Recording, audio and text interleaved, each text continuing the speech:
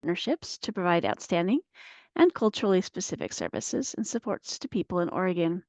This means listening, learning, and working together across ODHS programs and state agencies with the 9 tribes of Oregon, community based organizations, and members of Oregon's communities. This virtual meeting occurs monthly and is a forum for updates, discussion, feedback, and Q&A about self-sufficiency programs and other related subject matter. This meeting is recorded so that we can share the meeting along with the presentations and minutes to those partners who are unable to join us today. The follow-up email with all corresponding documents and links will be sent in 1 week. At this time, we do ask that you introduce yourself in chat. Please include your name, pronouns, organization, and role, as this is helpful to us and to partners for connection purposes. So I'm going to do that myself here.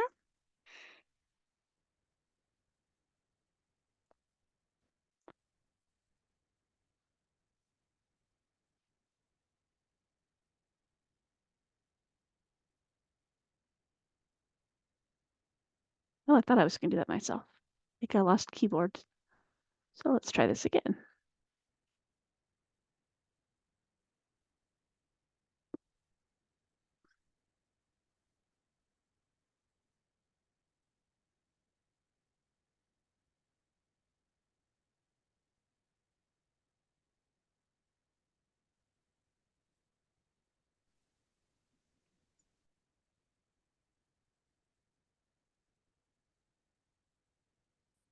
There we go. Sorry for that delay.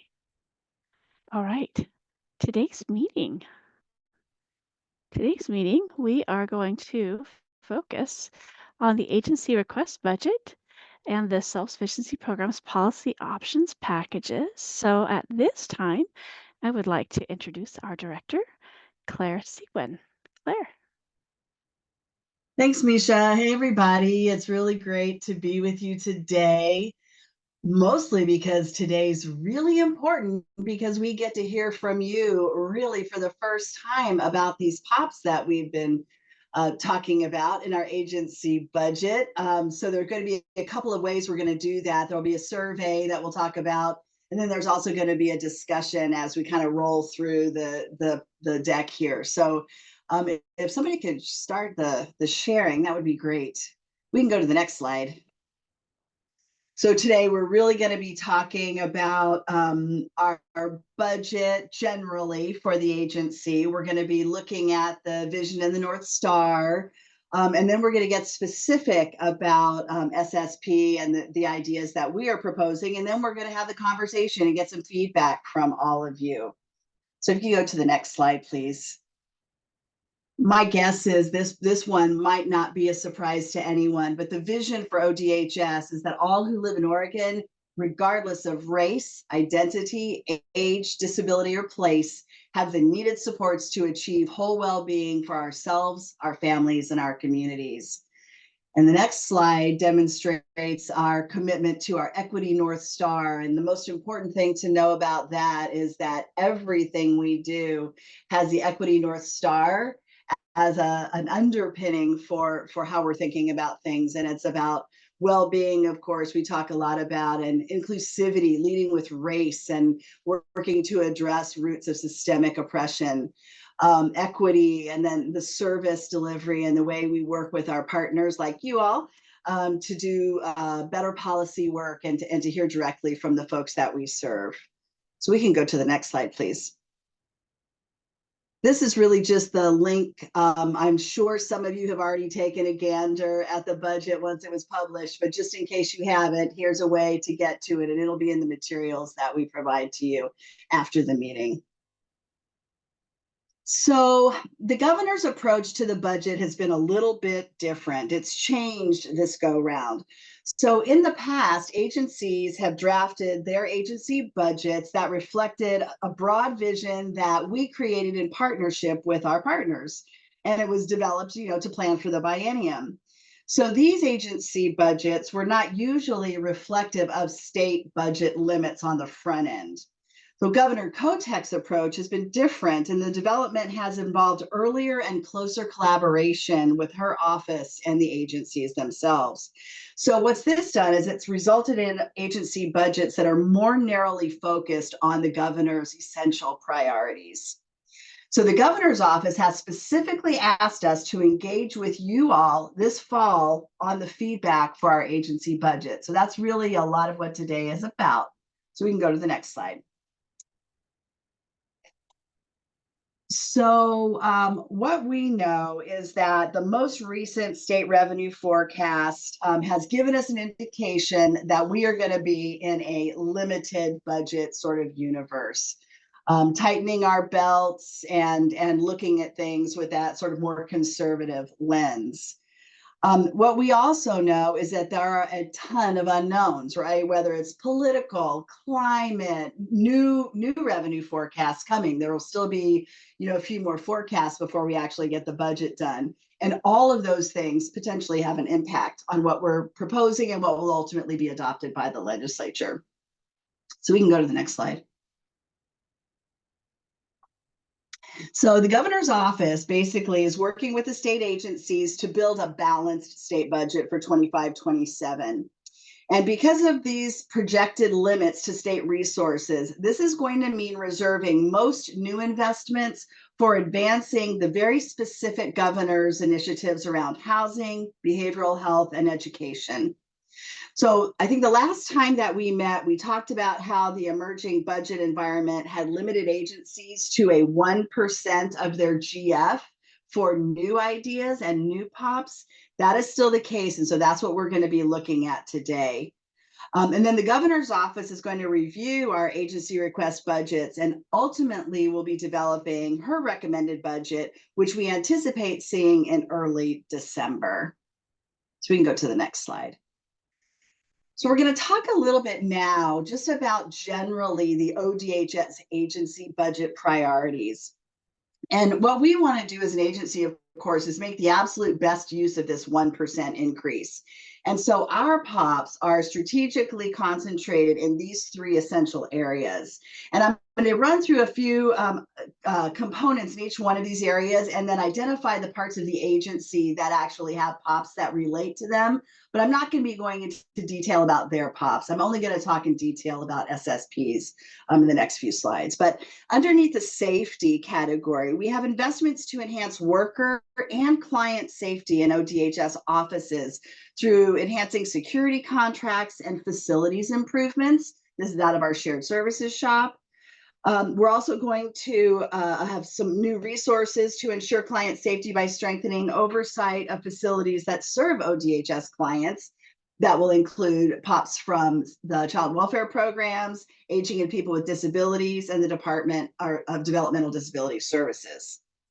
So underneath the service equity category, we're asking for resources to improve government-to-government relations with the 9 federally recognized tribes in Oregon and to advance service equity in the tribal and local levels. And this will be coming from our ODDS department as well. We're asking for resources to enable data collection to help eliminate service inequities that are faced by older adults and people with disabilities in our APD shop. And then finally, under stewardship, funding to enhance contract administration and oversight, both in the CW program, child welfare, and VOC rehab, ensuring optimal use of our public investments. And additionally, resources needed to meet federal requirements so Oregon can maximally benefit from national programs like Medicaid home and community-based services. That's in our aging and people with disabilities and ODDS departments, and the temporary assistance for needy families, TANF, and then our SNAP program. So again, we anticipate this limited budget landscape for the next biennium. So it's likely to mean fewer resources available even for the 1% POPs, but we're still talking about them today and we still want your feedback on them because we're optimists, but we're also realists. And so we want to make sure that everybody understands this limited world that we're dealing with here. So then this next slide is just a quick snapshot of sort of how ODHS is funded by fund type. And as you can see, the majority of our budget comes from our federal funds. About a third comes from state general, and then about 6% comes from other sources, miscellaneous grants of various kinds. So we can go to the next slide, please. Probably 2 slides. Now we're going to talk self-sufficiency and get into some of those details. So, since taking office in 2023, Governor Kotek has been mission focused on 3 priorities: strengthening Oregon's education and early learning systems, ensuring people in Oregon can access behavioral health care, and addressing the state's housing and homelessness crisis. So, of course, she has asked us to hold those in the center of all of our planning for this budget process, as I mentioned. And with that in mind, any of you who know SSP can imagine that, of course, we are proposing some resource asks around our youth experiencing homelessness program. We're asking for funding to expand and strengthen systems for preventing youth homelessness. We're asking for funds to maintain last biennium's one-time investment for this program. And we're asking for resources to improve the financial stability of youth leaving foster care, helping them to avoid homelessness and experience more successful transitions into adulthood. So we also have 2 other policy packages that we're looking at, and one of them is to increase payments for job participation incentives. And the last one is for SNAP, and that's to create an elderly simplified application process. And so we're going to talk about each one of those in a little bit more detail in the next few slides. And what I also want to share with you is that during the discussion, if you have specific questions, we've got a room full of subject matter experts here who can tell you all the details about all the hopes and dreams for each one of these. Because these are busy slides, a lot of good information. So I'm just going to give you the bottom line on these so that we can get through them and get to the discussion. So this first one, lovingly called JPI, our Oregon's Job Participation Incentive currently gives families on SNAP a $10 food benefit, which helps the state meet federal work participation requirements for our TANF program. There's been a new law that was passed, and in order to meet that law, we must increase this $10 payment to a $35 payment to keep counting these families. And the bottom line here is that without this change, Oregon risks losing up to $35 million annually in federal TANF funding, which the state would have to cover with its own general fund. So we can go to the next one. So POP number 108 is the Elderly Simplified Application Project. As you all know, SNAP helps people buy food, and Oregon can make it easier for older adults and people with disabilities to access these benefits by joining the Federal Elderly Simplified Application Project, ESAP. ESAP would simplify the application process, extends eligibility to 3 years, and it would help reduce staff workload, while it also helps to improve customer service with a specialized call center and other benefits to the applicants. And bottom line on this one, without it, we miss the chance to improve access and ease the burden on our elderly citizens and on its eligibility workers for the one system. So we can go to the next one. Number 502, this is where we get into the youth experiencing homelessness core service maintenance. So we all know and believe that we have a responsibility to support homeless youth by helping them find housing and the services that they need for long-term stability. The Youth Experiencing Homelessness Program expanded significantly in the last few years thanks to a 2023 investment. But if we're not able to secure the funding after June 2025, the budget is going to be cut by a staggering 75%, which would limit vital services and would deconstruct some of the really positive things that we have built in the last couple of years. This proposal seeks to sustain and grow YEP to reach more young people and continue its successful direct cash transfer initiatives. All really important to the folks that we serve, for sure.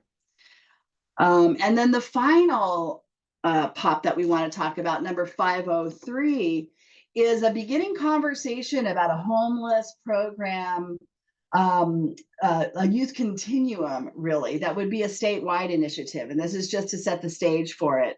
So we know that Oregon has the highest number of homeless youth in the country, and that we need some specialized services to help these young people find stable housing. So this proposal aims to improve youth homelessness prevention and housing supports. It also would conduct a statewide needs assessment. It would begin to align some state-funded programs. It would create equity-focused outcome measures, and it would expand the youth experiencing homelessness program as well. So without this investment, Oregon doesn't have a comprehensive understanding of all of the gaps and needs in the youth homelessness landscape.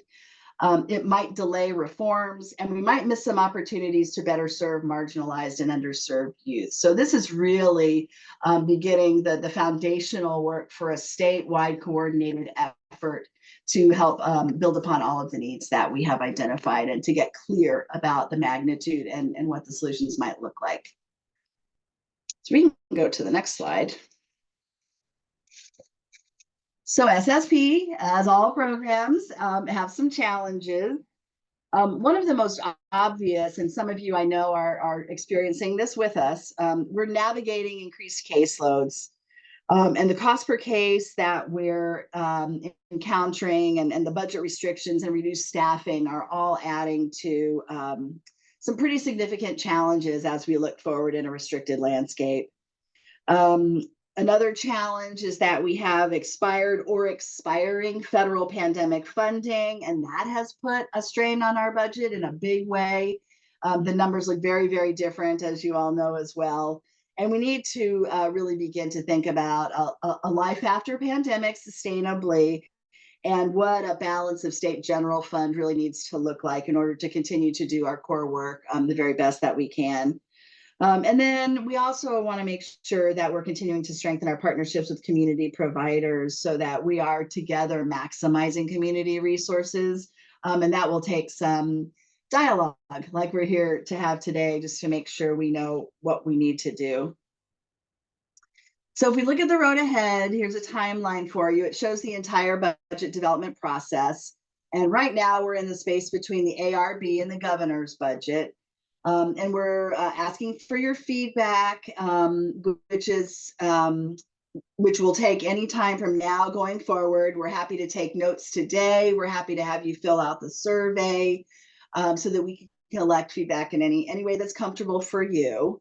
So that's the next slide. So as I mentioned, this is really important to the governor that we get your feedback. And so you're the first stop for us with this approach to gathering feedback, but you will not be the last. So we'll be able to send this information out, and certainly the survey link out to as many folks as we can, because we're very interested in really understanding if we're hitting the mark and how you think these ideas would serve you. There'll be a survey link that you'll be able to access. That will be great. And then just sort of the caveat to all of this, which is the agency's budget informs the governor, and she will look at all of our information and look at your feedback, and then ultimately it will be the governor's decision what goes into the governor budget in December. So important that we are all providing the best information that we can so that she's able to make the best possible decision for the priorities that she has for the state of Oregon, with your voice at the center. So the next slide is just about staying in touch. You know Misha. Misha is going to be our coordinator here on feedback and whatnot. So I'm sure you all have a good sense of her willingness and availability. So don't hesitate to share with us. So I think before we go into the actual discussion, Misha, would it be okay if we open up for questions about the content of the POPs next? Great. And Absolutely. I'll let you manage this part, and then we'll just have our SMEs subject matter experts chime in with responses as appropriate. All right.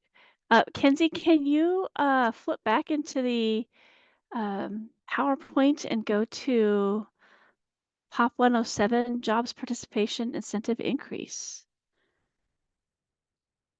I believe that's the first one in the slideshow.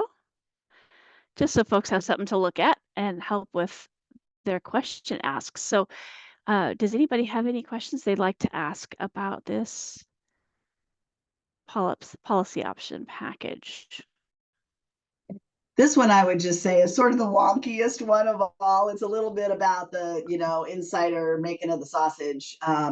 Very important, but it's a little bit more technical maybe than the other three in terms of policy work.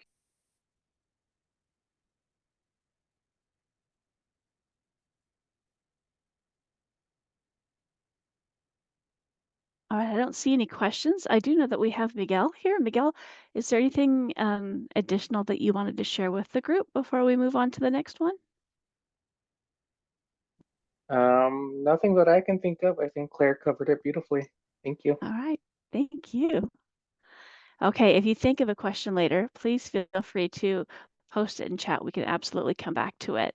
Let's go ahead and go to the next slide, which is the Elderly Simplified Application Project. Does anybody have any questions about this and how this might be helpful or how it works?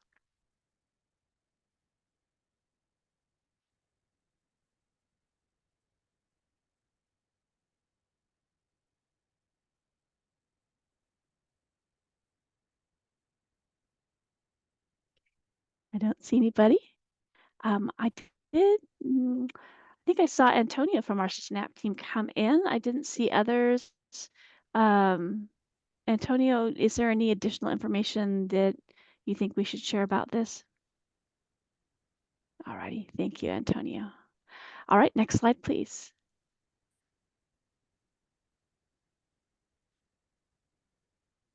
All right, so now we have the Youth Experiencing Homelessness Program.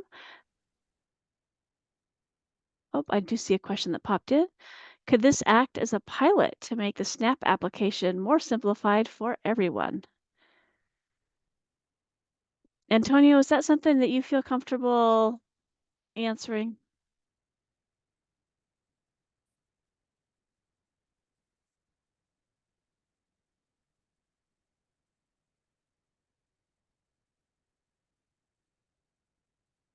All right, Julia, I Hi, may reach out. Misha, Oh, can you're you there. hear me? Okay. I can hear you now. Thank you. Okay, yeah, apologies. So this is specific program guided for this specific population. So this the reason being, most of the time this population doesn't have many changes. Their income streams don't tend to vary. So it would not be something that would probably be or used for other populations. But it's something that we could definitely look into. But I'm going to say, based on what I know, it's probably a no. So this is a specific program for this particular population. Thank you, Antonio.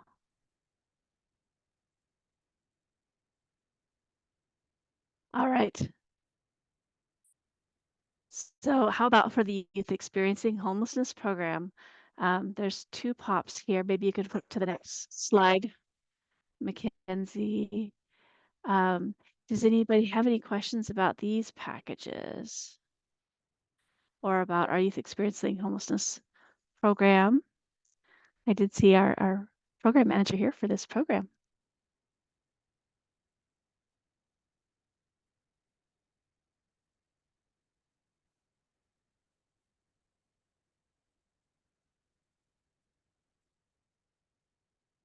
We're very quiet today. Okay. Well, that's all right if you don't have questions. So we would like to open the floor at this point in time for feedback. So what are your thoughts on what you've heard today, or if you have some other pieces of feedback you'd like to share, we would happily hear that as well.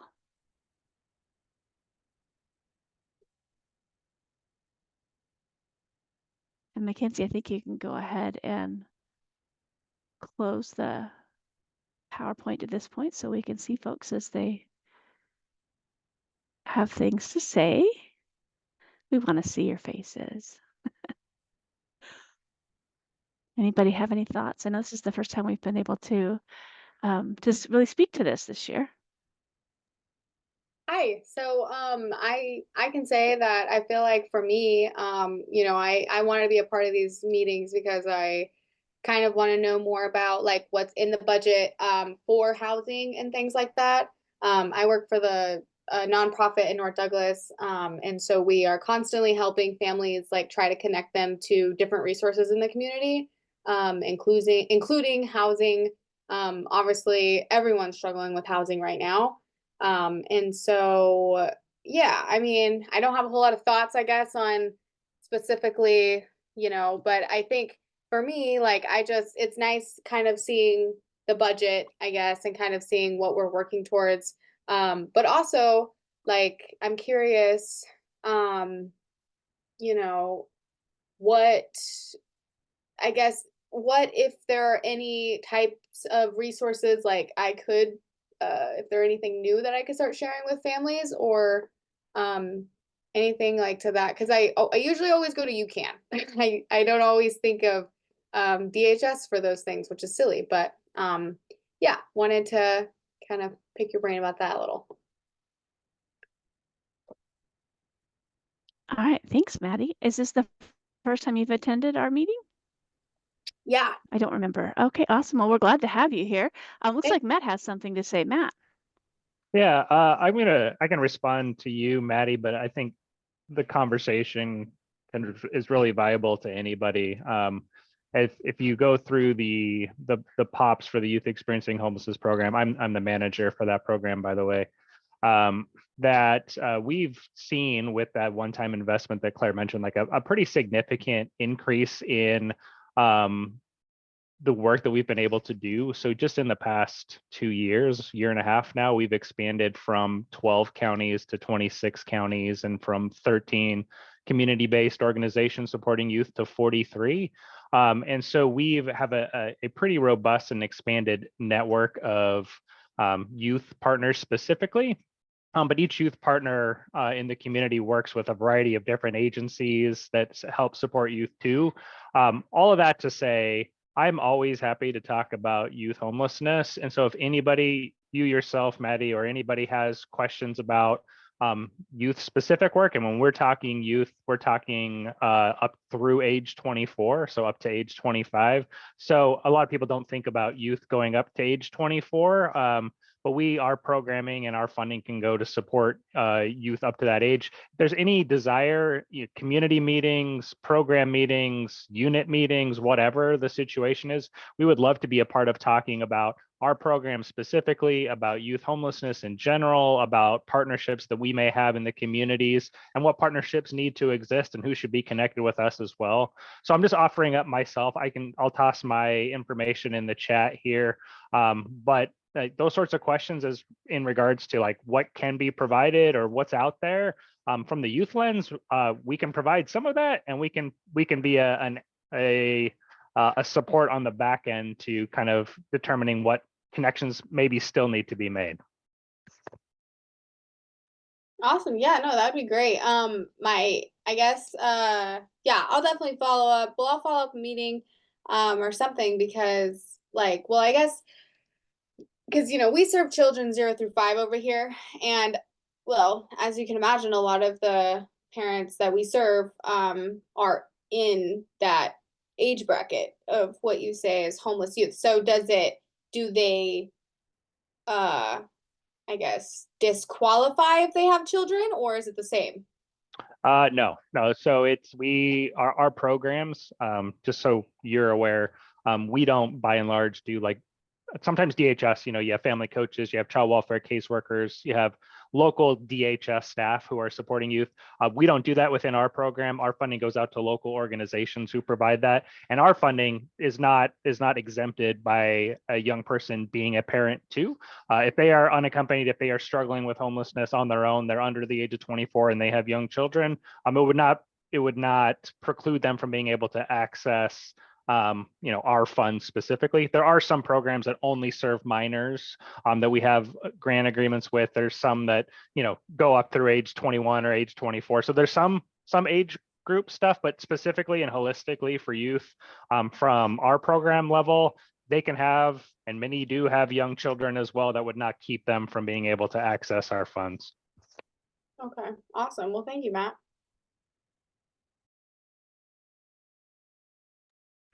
Matt, did you see the question in chat from Susan? Thank you. No, I did not see that.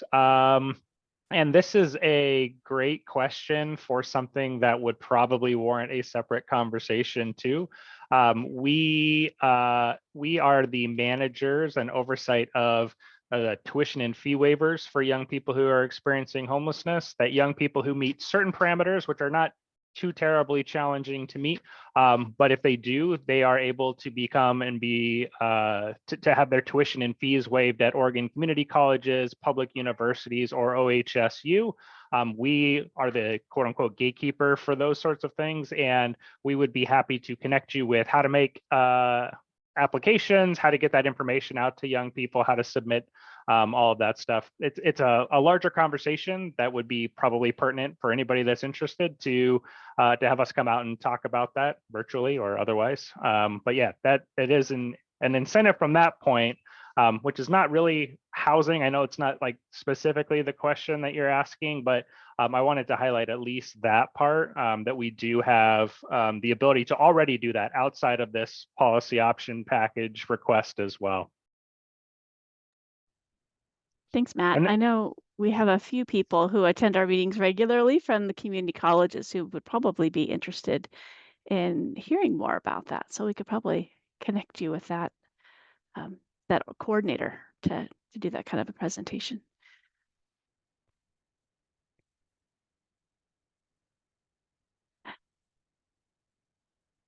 Susan was thinking the same thing that I was. Thanks, Susan.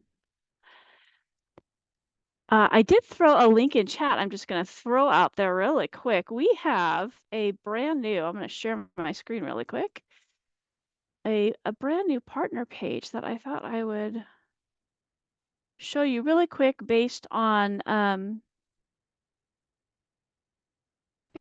Maddie's question about, you know, what sort of things does ODHS have, right? How can we offer? What sort of resources do we have? And so if you go to the link that was provided in chat, it's going to bring you to this page. And there's a link so that you can learn more about our programs. There's a welcome guide for partners, which has been emailed out a few times.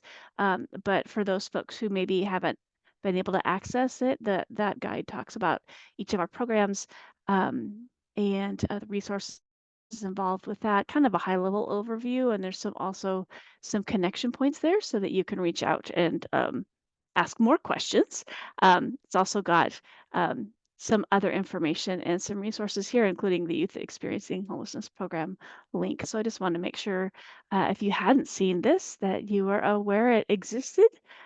We just added this not too long ago. All righty. Other questions or feedback that you'd like to provide?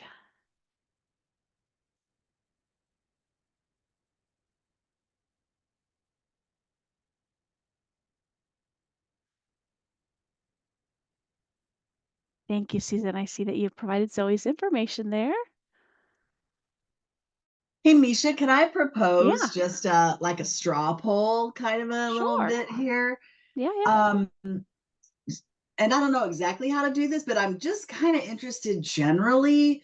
Do these feel like things you want to support? I mean, do they feel like good ideas?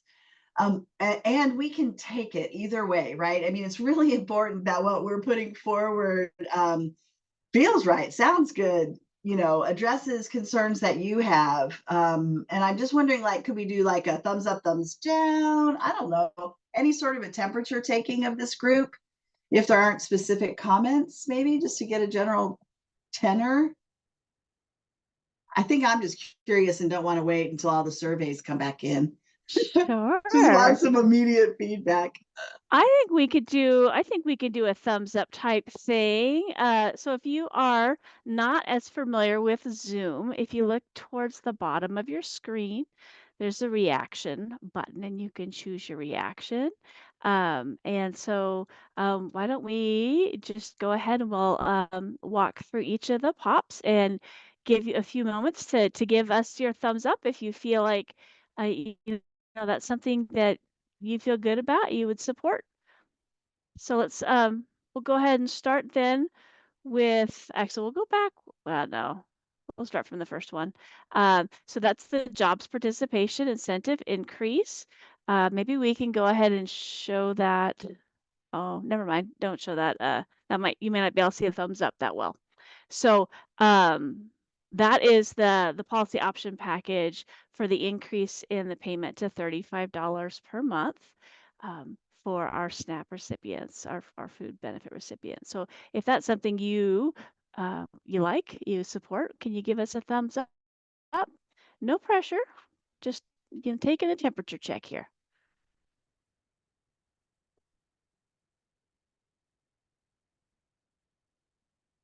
Yeah, and I totally appreciate we might be hitting some of you cold here. So I get it. I'm just, just fishing a little bit. So if you're not comfortable, that makes sense to me. I get it. Plenty of time to give more formalized feedback. So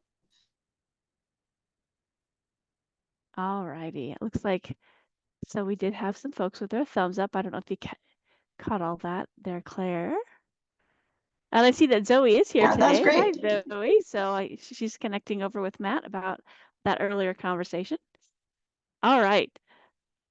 The next one, so the SNAP Elderly Simplified Application Project. How do you feel about that one? That's where we would extend the certification to 36 months as a simplified application, and that's for our for that population, our elderly population, the folks that would qualify for that. So if you feel like that's something you support, you feel pretty good about it from what you know anyway, give us a thumbs up.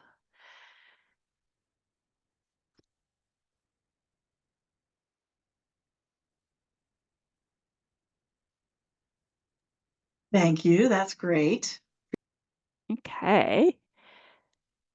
All right, so the next one is the Youth Experiencing Homelessness Program Core Services Maintenance. So that is the sustaining of the core services. That's the first one that Claire talked about. How do you feel about that one? Give us a thumbs up if you feel, oh yeah, want to support that, want to keep those services going.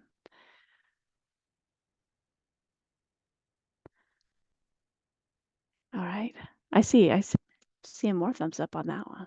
People feel pretty strongly. Not that I'm counting, just looking at thumbs up popping up. All right, and then the last one, also with youth experiencing homelessness. This is the aligning and strengthening the youth homelessness continuum.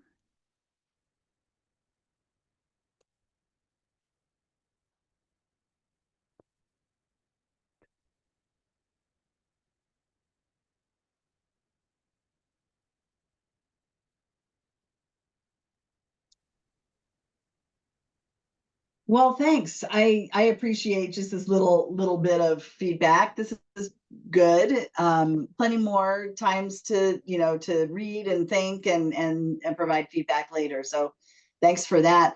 Misha, I'm seeing that there was Beth was asking about how we got to these, and I can maybe answer that a little bit.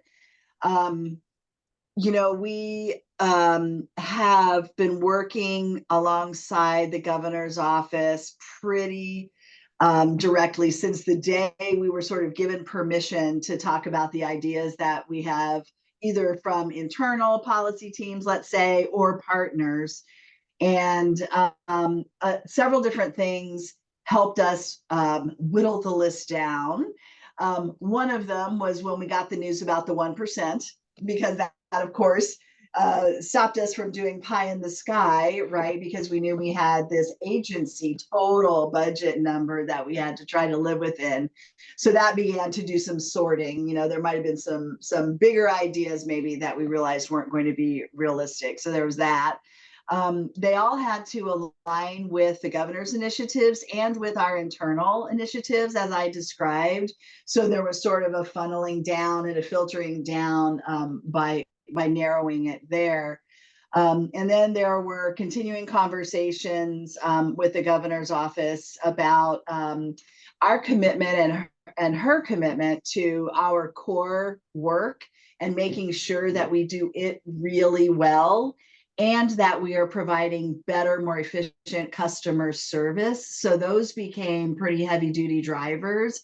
Like thinking, for example, about Matt's program, you know, one of the reasons that package is an important one is because, of course, it aligns with the governor's initiatives side of the house.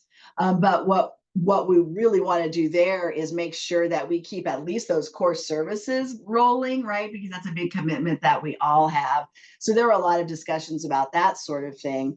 And of course, it's a high priority item. But in terms of like the simplified application process and things like that, we have had some policy ideas that we have heard from community about for years, kind of in our hopper, and some that were maybe a little bit less expensive than others. And so we just started talking about those ideas and then got some feedback from you know, the governor's office about what made sense to them. And that's ultimately how we got there. So a lot of conversation, a lot of drilling down in numbers once we started pricing everything, you know, trying to figure it out. And then within the agency, you know, there are certain priorities in terms of programmatic issues that we're trying to address. Everything from, you know, what are we doing about provider rates to caseloads, you know, all of those things kind of factored in to what our solutions are. But we landed on the 3 buckets, you know, of how we wanted to prioritize our work. And that really ultimately drove the final decisions in cahoots with the governor. So I don't know, Beth, if that helps.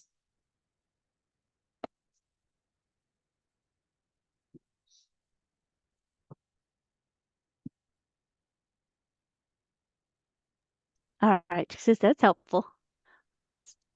Oh, and you know, one other thing, hey, Beth, I remember, I think the last time I was here, the time before, maybe we had talked about the benefits replacement for the stolen benefits and fraud, you know, all that stuff. And it came through. Remember, I was optimistic and it was like, yay.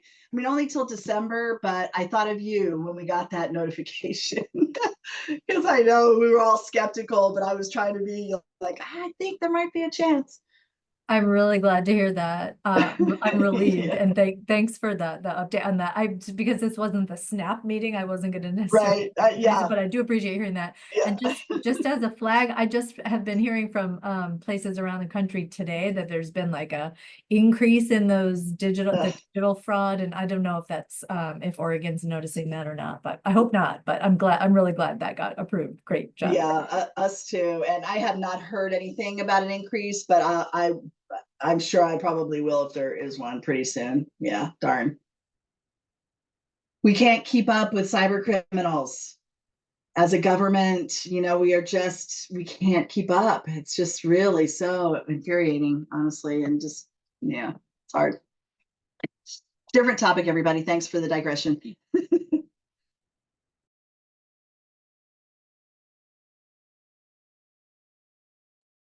All right, I'm putting the survey link back into chat just in case it may have gotten lost along the way. And I'm also going to put my email in chat again, because I know sometimes people come in a little bit late.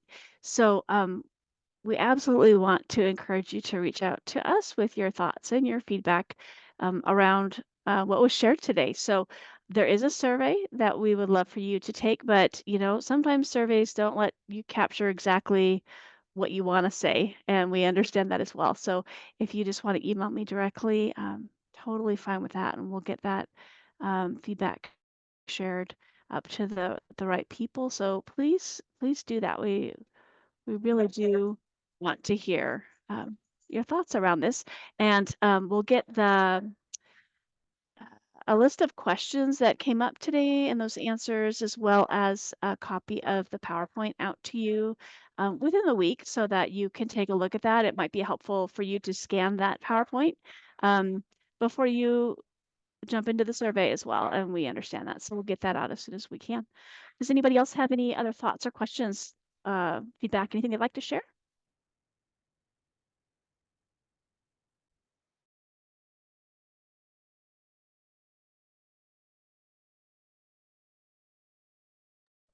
All righty. We still have 5 minutes left, and I do know that we have our engagement person from Summer EBT here, and I know she was hoping that she could just kind of share some initial thoughts with you about how Summer EBT went this year, because we just um, concluded that program for the program year. And Catherine, are you available right now?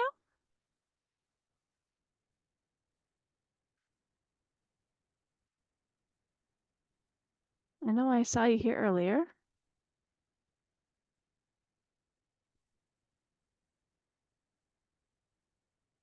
All right, well, perhaps she had to step out. I might be able to give you some time back then.